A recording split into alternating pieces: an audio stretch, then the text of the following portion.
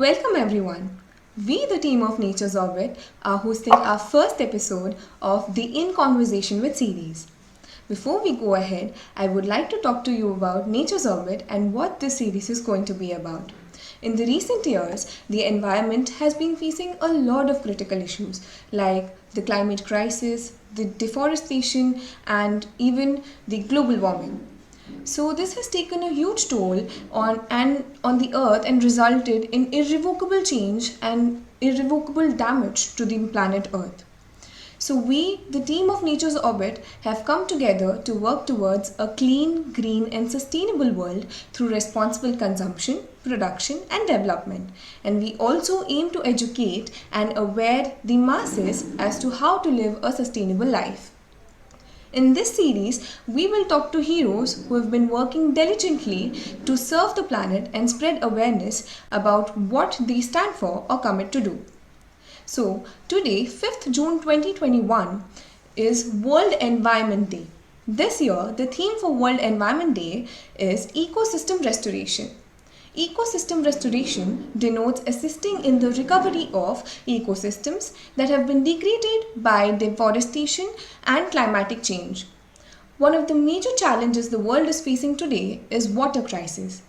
The ongoing water crisis is in India affects over 1 million people every year. One way to overcome water crisis is by restoring and rejuvenating lakes.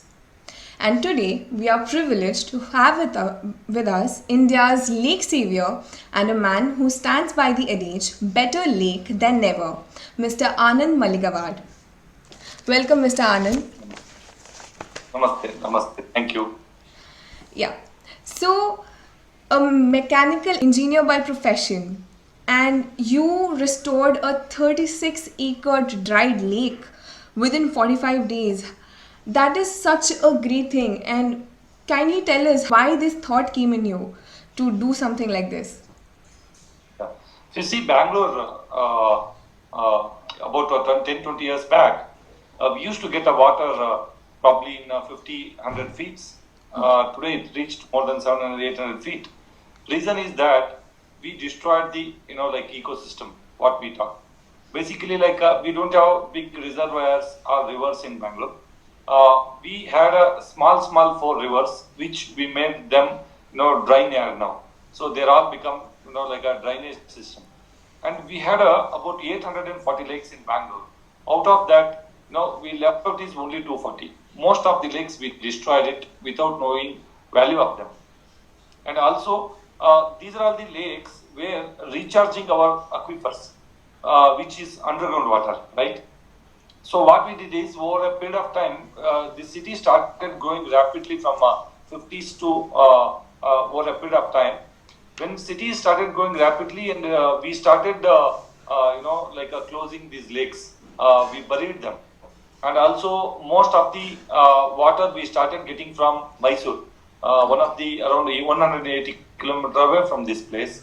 And once we started getting a tap water, then we lost the respect about lakes. So we destroyed the lakes. Because of that, underground recharges we have been cut off. So over a period of time, slowly it started going down. This is the reason. And today, if you see, every human required good water, good air, good food, good sleep. Right? These are all 4 basic needs. Out of that, we don't have good air because of huge pollution. Because we cut off trees also, and carbon sink has been removed now. And second thing is, because of we destroyed the lake, we don't have good water. You see, water quality, TDS is more than 700 and 800, which is not feasible for consumption of the humans. So I seen all these things, and I took a challenge that why don't I work on lakes? So from 2016, I started researching on lakes. I pictured about 180 lakes. And over a period of time, I learned, how to revive the lake in a natural way and less cost and sustainable way. So this is how journey started from 2017. And you see, most of the authorities and other people, they rejuvenate the lake about say, 6 months to 1 year's time, which general people will not have, common people will not have much time, and they spend about crores to gather money, which general common people will not have. So by less than 1 crore, less than 45 days, and people to which might take up Kailas Nadi, which is about 36 acres of the lake. That is so great, sir. I think that is an initiative all of us should take together, or else things are going to not change. So, also tell me more about, what is the current water crisis that is going on in the world today, and what if we as people do not try to restore the lakes today? What is going to happen? See, like basically, like if you see, basically global level, if you see, after the Cape Town, South Africa, right, Bangalore will be the second zero water city, and by 2025 we will not have drinking water in Bangalore. Not only in Bangalore, by 2030 about 21 cities will going to be zero water city. Obviously, it's not going to happen because India is such country that we are very good, very rich resources, natural resources country. There is no doubt about it. And people, lot many people like me, they are working on water bodies and other things. But if we do not work ecological way, if we do not work sustainable way, if we don't work, scientifically, like all those projects will going to be waste, right? So, based on the soil condition, based on the geographical condition, based on the natural habitat around us, and based city to city, it matters, right? So, if we do not, harvest the lake water, say if you see the planet, about 3% we have a potable water. Rest is in a different form, right? So we receive that good water from the rain, and we have to do rainwater harvesting. We have to restore the kallanis, kuntas. We have to restore the lakes and rivers. Otherwise, there is no life. We will have a very tough time in future. So that is why every individuals need not to restore the lake, need not to restore the water bodies. We should respect the water and we should utilize it. Since morning we woke up, we go back further. We think that this water is a free commodity, and we just casually utilize it. We should utilize it very respectfully, not for next generation. Till we are alive, we need water. It is water. Yes, that is completely true. I guess everybody's been delaying things, saying, we, matlab, next generation, we'll see you during the next generation, or things like that. But in the current scenario, I think we will not have water for us, for ourselves as well, in case if we do not take steps right now. That is such a great thing that you've told us about. So, what is your vision? My vision is that I started initially with zero vision, right? Okay. And when I started 2017, I wanted to revive one lake. Just I wanted to take care of it. See, generally, if you talk and inspire some people without doing anything, in 2021 nobody will listen, right? So we wanted to have some projects. So that is how I started, and I revived about 10 lakes as of now. 4 lakes I helped others to revive. Like I supported a lot of people to revive the lake. And also by 2025, I am thinking of reviving about 45 lakes. 45 lakes in Taluk, South Bangalore. Just it is not a number. There is a one big lake called Hennagara Lake, which is a 450 acres lake. Okay. And there are input lakes we call. All in Bangalore, if you see geographically, like all the lakes are interconnected. There are 11 streams. Each stream there are up 2, 3, 4, 5 like that. Different lakes are there. If I measure all these 11 streams with 45 lakes, I can definitely save 450 acres lake. Of course, 450 acres lake, if I want to revive, I need about crores to gather money and years to gather time. Then that is not as sustainable. Again, your input lakes are so bad and the dirt water is flowing into it, then obviously it is going to damage further. That is why I thought input lakes to repair. That is the vision. And also, not only in Bangalore, across 21 cities, which they are talking about zero water, through my success story, through my learnings, through my experience, what I am working last 5, 6 years.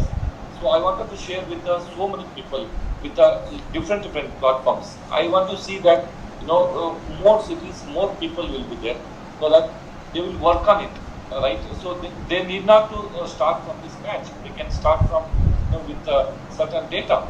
So I am rejuvenating my lake, and also I am inspiring a lot of people to rejuvenate the lakes across the country, so that our country will have a surplus water. That is the whole idea. That is such an amazing initiative, sir. Okay, so so far you said you've already worked on restoring 10 lakes. So, were there any major challenges that you faced during doing so? And if there were, how did you overcome? Basically, like a huge issue is like governments. What they do is they have a plenty of issues which they will have to purpose in a particular fund, right? Maybe 1,80,000 crores is a budget of our Karnataka government. Maybe they will have 1 lakh issues, right? So they are not focused too much on only water policy. So that is they are one of the part. Pami lake is a major job, and bringing funds into the restoration of the lake, because it is not a small amount phenomena. We require each lake maybe 3 lakhs to 1 crore, 2 crores and all. Bringing funds from the CSR or from crowdfunding in such situations is the biggest challenge. Second, convincing corporate companies about restoration of the lake is the biggest challenge. Right? We will have to give them more data. We will have to convince them. We have to show them design and so many things, because corporate people, they invest money on some empty land. They will not have a lot of assurance. So that is the biggest challenge. Second thing is, third thing is like encroachment. 99% of the lakes are encroached by the farmers, builders, lot many people. And last 20-30 years, they have been enjoying it. And once you do survey, and once you ask them to vacate it, they don't vacate. They start fighting and they start going against upper flow. So there we are facing. And governments also, authorities also, they are not very keen in getting into this and clearing the encroachment. We will have to struggle ourselves. And bringing the surrounding community into this cause is also the biggest challenge. Because variety of people will be there, like villagers will be there, educated, uneducated, farmer, so many people. And convincing them, bringing into this cause is because I can't rejuvenate lake and just walk out. It is a people lake, and it has to sustain, means I have to take them into confidence. So all those, that is the fourth one.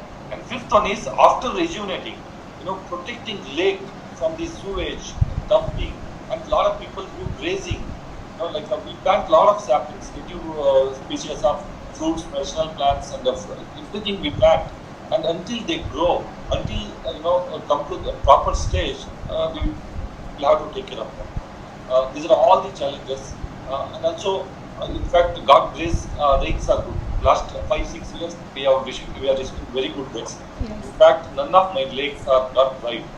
If you see aquatic life and the forest around it, and the birds coming to lake, and there are a lot of people, enthusiasts, people like techies and other all surrounding people. They come for walk and they take up the lake.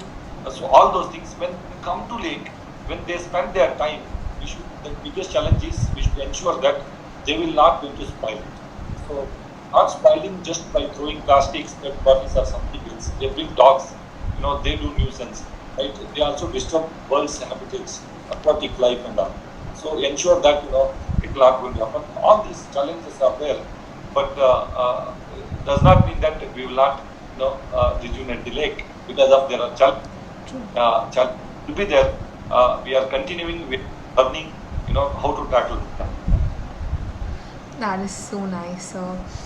Also, I wanted to know when, in India especially, I've seen this, when someone really does take initiative to do something and they go to a particular area, a lot of localites or the people who stay around that area where something, you're going to do not really, help with the initiative, or probably do not really stand for it. So how was your experience with the people around that area where you were rejuvenating the lakes? Were they supportive enough, or what exactly was happening?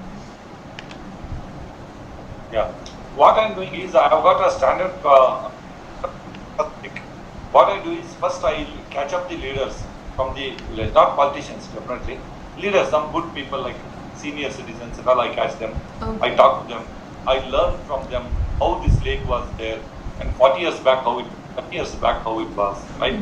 Why it's failed, and how we can all those things we educate them. And also I visit 400, 500 houses would be there in each village. Up to 1,200 houses I visited. I go each and every house. I invite them for a reviving of the lakes, and we talk to them.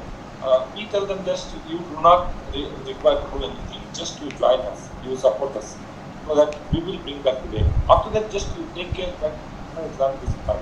So that way, I'm taking community to conference. Out of 1,200 houses, maybe you can find about 2,000 people, 2,500 people, and all 2,500 people, actually they will not come into board, right? Maybe 200-300 people will be there. Out of that, 20-30 people, like-minded people, who I get, who are filled up of education, right? Those 20-30 people are continuously being, and also they are standing between all good and bad conditions. Okay, that is so nice that at least you got people on board for this, and that is what we are trying to do. We need to make a lot of other people come with us, because I think only when every one of us are going to come together, we can, overcome these problems that we are having with our earth. Also, I would like to know what is the sustainable model or formula that you will propose to common people like us in giving our part and doing our part to save the lakes or restore the lakes. Is there anything that you can suggest we can do? Basically, yeah. Basically, like lake exploration is the tricky job. It's not just with just copy paste we can't do. We should understand the soil condition. We should understand the condition of the lake and the surrounding. Whether it is industrial area or whether there are apartments or villages there or we should understand the surroundings, and we should see that there are enough measures are taken to bring water into the lake. Like for example, like lot of sources what we call Rajnalas, most of them are closed, and we should open up properly and see that. And also we should do proper desilting. Like in a lake, there are 3 layers of soil. Like top soil is there, then middle soil is there, and bottom soil is there. And we should also carefully, protect the top soil to create a forestation, because thousands of years that basically the topsoil is created with a lot of biodegrading, so many things are degraded, and just we desilt and throw it, it won't work. Okay, and also second, third layer there will be gravel, there will be like a clay, there will be not many different soils. We utilize it for fun making, islands creation, all those things. And also, we should also plant native species of plants. Like we should not plant something, foreign items. They will have to help for our ecosystem. Whether birds or whether they will go to fruit us. Like we should also look for the native species of trees where we plant, and also aquatic life when it comes. Not bring some invasive fish like catfish and all. Catfish is the thing where just people bring and put it into the lake, and it will not allow other species to survive. It is eating away food, and they grow very big. And also, if you eat catfish will have a health disease. So like that, whatever the native fishes you will have to live in the lake. So like that, whole idea is that nature is got its own system, right? It is a own reviving system. Like there is a linkage, right? Out of the linkage, we should see that what is missing in it. So missing things in a natural way, if you put it back, so it will again start revolving without human interference. If you do something new, if you put something new into it, then you will have to sit and you have to revolve it. So that is the message to everyone that please study native and things. And studying does not require to go to books or anything. You talk to villagers, you talk to local people, local community, and roam around. Please observe what the trees are there, what kind of soil is there, all those things. Understand that, please do it. Otherwise, if you do it something unecological, it is going to have an adverse effect. Which nature, it will also not only harmful for the nature, it will also affect for humans. True. Also, how would you want to expand this on global level? Are you thinking of going global? Because I've heard you've only worked in Karnataka. Are you going to take this on a global level, and what and when exactly? Yeah. See, basically, now I'm working with North India, East, South, like West India, everywhere. For example, Gurgaon, I'm trying to work on few lakes, Delhi and NCR and all. And I'm also in touch with Mumbai. I'm also in touch with some of the Kerala and Tamil Nadu state, some of the lakes. Okay. So maybe by 2021 end or 2022, maybe initial days, I'm going to work across the pan India. Also, I am trying to inspire other countries. Than about 100 country people are in touch with me, who is working on wetlands, is working on forestation, who is working on wildlife. They are also in touch with me. Trying to formulate these, like things what I learned, and then trying to just showcase with them, and also I want to learn from them also. So it is like a win-win situation. Whatever I don't know, I am learning from them.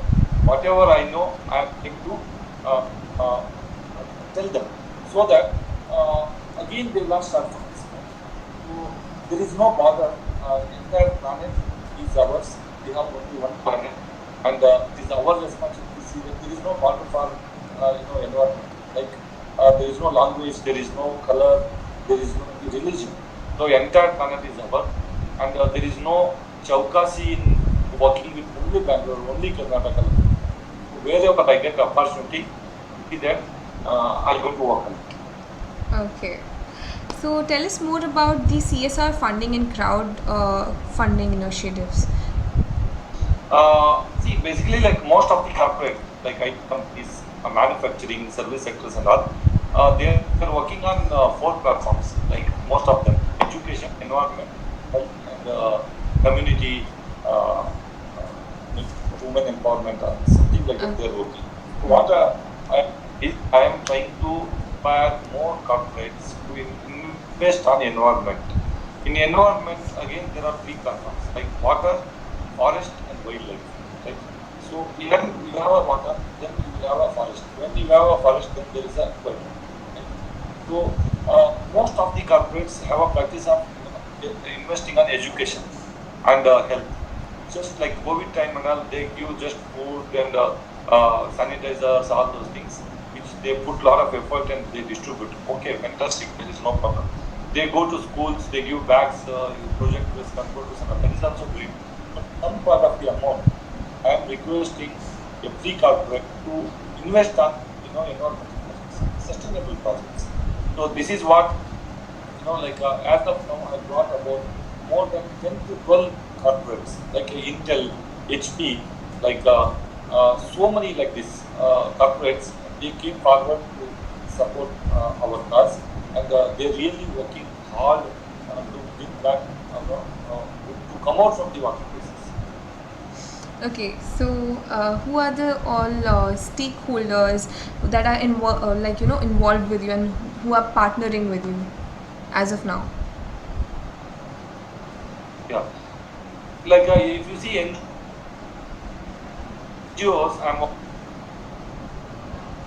it is first, as well as uh, one minute. I'm working with Citrus Environmental Trust for water bodies, as well as water bodies, as well as working with like water and forestation.